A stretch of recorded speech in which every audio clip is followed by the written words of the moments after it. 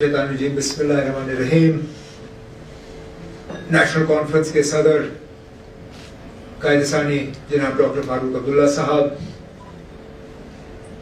मेरे एडवाइजर जनाब नासिर असलम वानी साहब, तंजीम के हमारे एडिशनल जनरल सेक्रेटरी जनाब कमर अली आखुन साहब,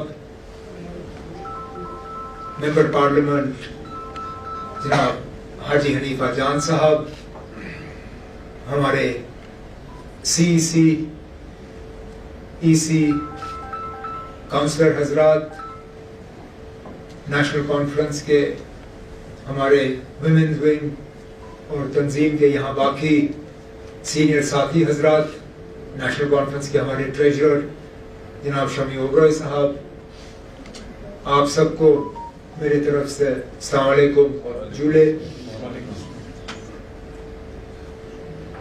आज आप सबको यहाँ पे श्रीनगर में देख के एक तरफ से बहुत खुशी महसूस होती है, दूसरी तरफ से बहुत अफसोस भी होता है। खुशी इस बात का कि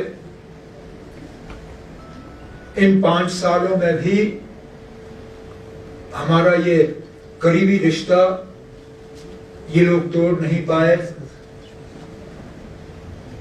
बेशक हमारे 2 हिस्से जरूर किए,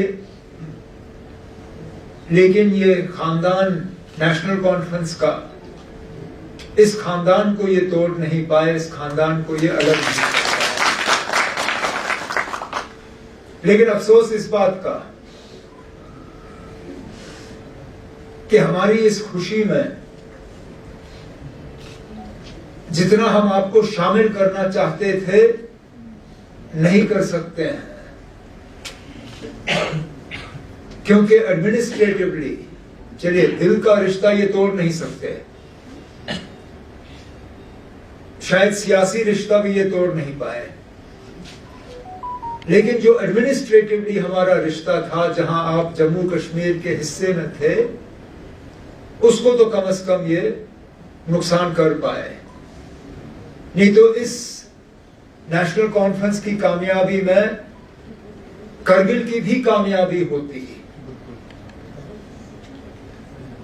जब हम सेक्रेटेरिएट में मिलते हैं इन दिनों, जब कैबिनेट की मीटिंग होती है, जब हम लेजिस्लेटिव पार्टी की मीटिंग करते हैं और मैं दाएं बाएं अपने साथियों की तरफ देखता हूं, तो मुझे बार बार इस बात का एहसास होता है कि आप करगिल के साथी हमारे साथ बैठे नहीं हैं, और ये आपकी मंजूरी के बिना हुआ। अगर आपकी मंजूरी के साथ हुआ होता तो बात कुछ और होती, लेकिन जैसे कहा हनीफा साहब ने, सीसी साहब ने, इस फैसले में जरा से भी आपकी राय जो है शामिल नहीं की गई।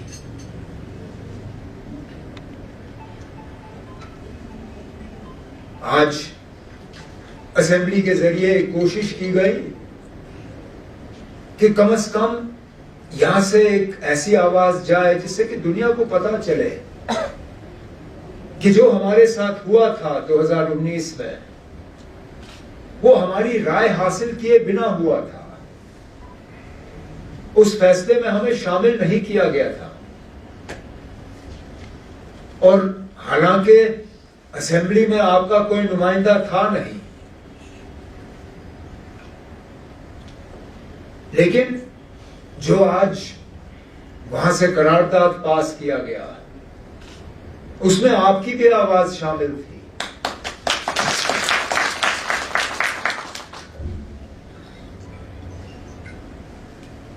अब आगे जाके अल्लाह ताला का क्या करना होगा कौन कह सकता है, क्योंकि अल्लाह ताला का जो मर्जी होती है ना, वो हमें कभी कभी समझ नहीं आता। अब देखें, दोनों यहां बैठे हैं,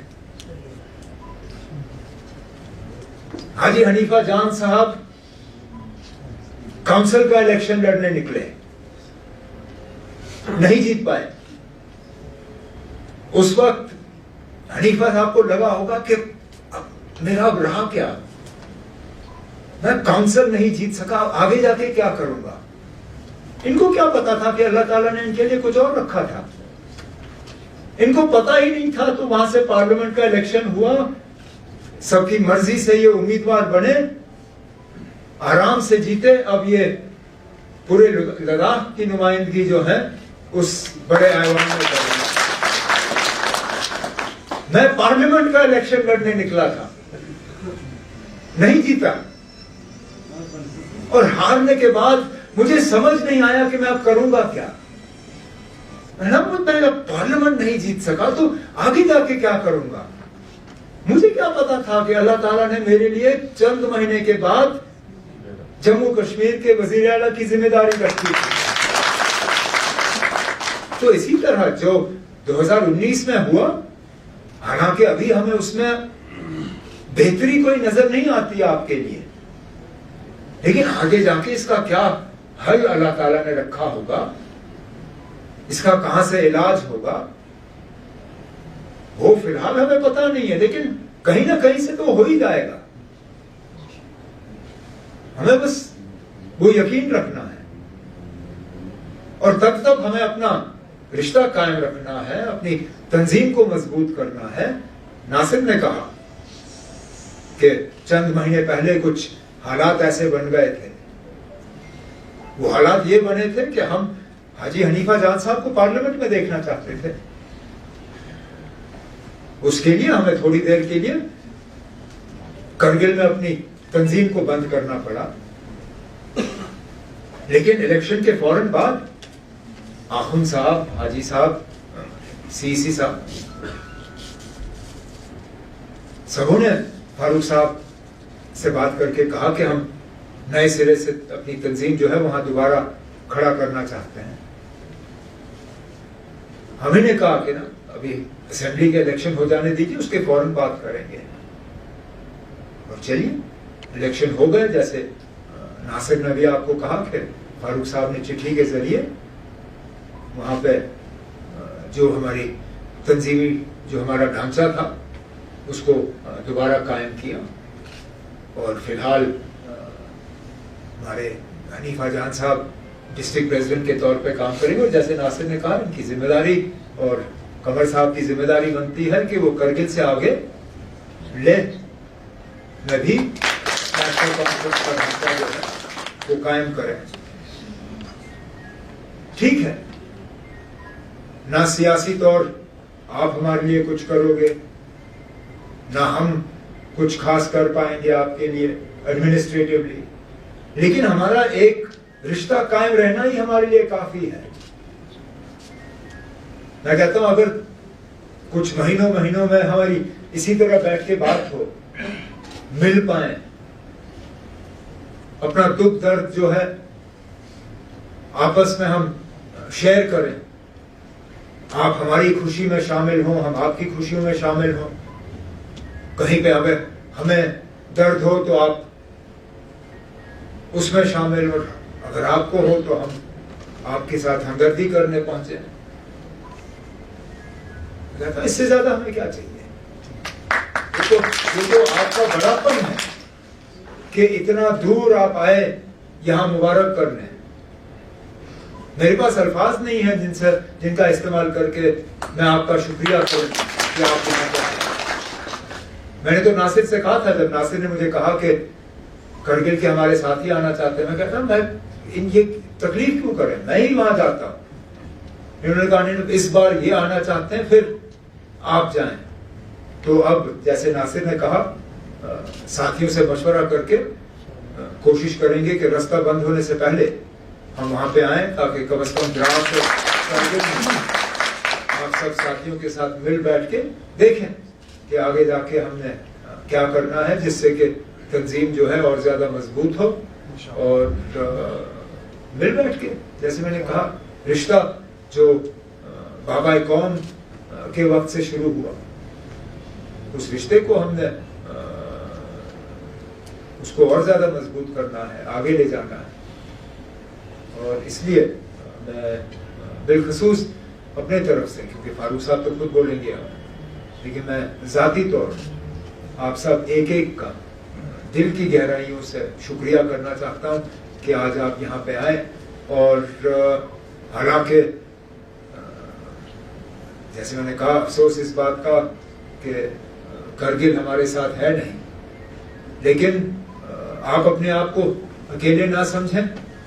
मैंने वैसे भी जब हाजी हनीफा जान साहब जीत गए थे, मैंने कहा था कि आप अकेले पार्लियामेंट में नहीं हो, कम से कम जो 2 नेशनल कॉन्फ्रेंस के और मेंबर पार्लियामेंट है, आगा रुल्ला साहब और अल्ताफ साहब, उनको आप अपने खाते में गिनिए। जो भी आपके मुद्दे होंगे उसमें दोनों हमारे एमपी जो है बात करेंगे। इंशाल्लाह जल्दी यहाँ से हमारे राज्यसभा के मेंबर जाएंगे, जिनमें मैं उम्मीद करता हूँ इंशाल्लाह कि जनाब फारूक अब्दुल्ला साहब यहाँ से राज्यसभा के तौर पर जाएंगे। मैं आपको यकीन दिलाता हूँ कि जितने भी आपके इश्यूज हैं, आप सिर्फ हमें बताइए, उसके बाद पार्लियामेंट में, राज्यसभा में उनको उठाना और उनका इलाज करवाना वो हमारी जिम्मेदारी है, वो हम कर लेंगे। बाकी यहाँ इस हुकूमत की तरफ से भी हम आपके लिए बात कर सकते हैं।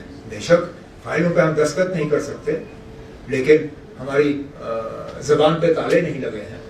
जहाँ आपके मुद्दे होंगे, जहाँ आपके मसले होंगे, जहाँ आपको लगेगा कि आपके साथ नाइंसाफी हो रही है या आपको आपका हक नहीं मिल रहा है, वहाँ हम आपकी आवाज बन के जहाँ जहाँ तक हम पहुँचा पाएंगे, आप यकीन माने कि हम आपके लिए लड़ेंगे, झगड़ेंगे, और जितना हम आपके लिए कर सकेंगे हम उसमें कोई कमी जो है बाकी नहीं रखेंगे। तो एक बार फिर आपका शुक्रिया करते हुए मैं माइक अब जनाब फारूक अब्दुल्ला साहब के हवाले करता हूँ। एक ऑफिशियल शक्ल देने के लिए अच्छा ये रहेगा, क्योंकि आप यहाँ पे हैं, मैं नासिर से कह दूंगा हम प्रोग्राम अभी देख के सेक्रेटेरिएट में जल्दी से एक मीटिंग फिक्स कर लेते हैं। तो क्यों ना जुमा वो अच्छा रहेगा सर, जब भी होगा ना सर। हाँ, इवन आज बीएड का सर, हमारा तो बीएड कॉलेज भी है।